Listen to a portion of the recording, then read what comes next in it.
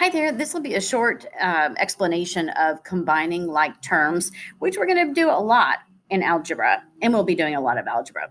So I've written down some different types of terms, and terms are just pieces of expressions or equations. And so these are some different types, and they don't look the same, so that's how they're different. We start with the number 2. The number 2 is actually called a constant. And it's called a constant because it doesn't change. It stays a 2. It's going to be a 2. If we look over here, we have the x, we have a 3xy, we have an x squared, and we have 56 hundredths. So these are all a little different. However, that 56 hundredths isn't going to change either. So it also is a constant. When we talk about the letters, these are called variables. So I'm going to write down this too. This is a variable, and that means that it can change.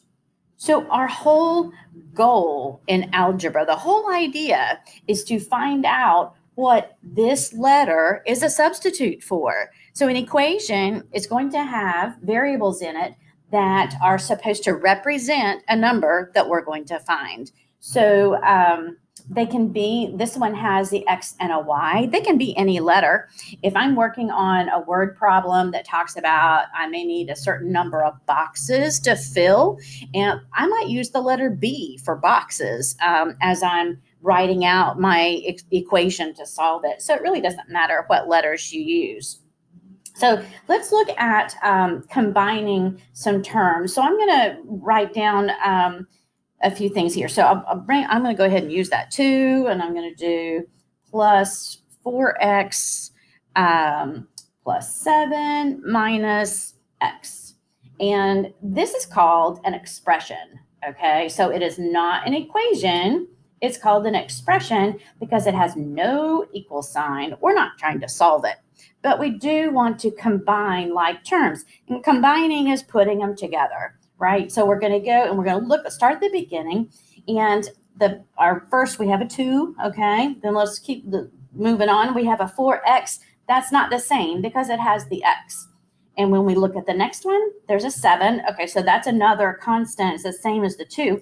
So I'm going to underline, I'm going to include that operation sign, the plus, also. So I'm going to underline that also.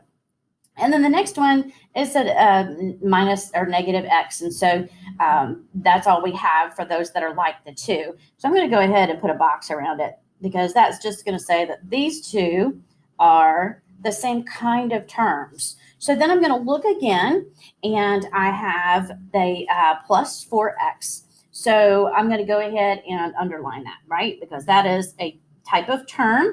And I look over here, I have a negative x. So I'm going to underline that also. So now we do the combining process, and we do it for the ways that we have marked these different terms. So I'm going to look at the 2, and I have, oh, that's plus 7. So I'm going to add those together, and I'm going to have 9.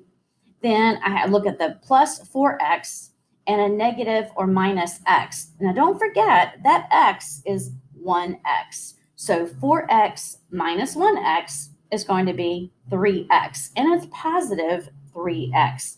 So that 9 plus 3x is a simplified expression. So we have simplified, I'm going to write simplified, because we have combined the like terms. So that is an example of combining like terms.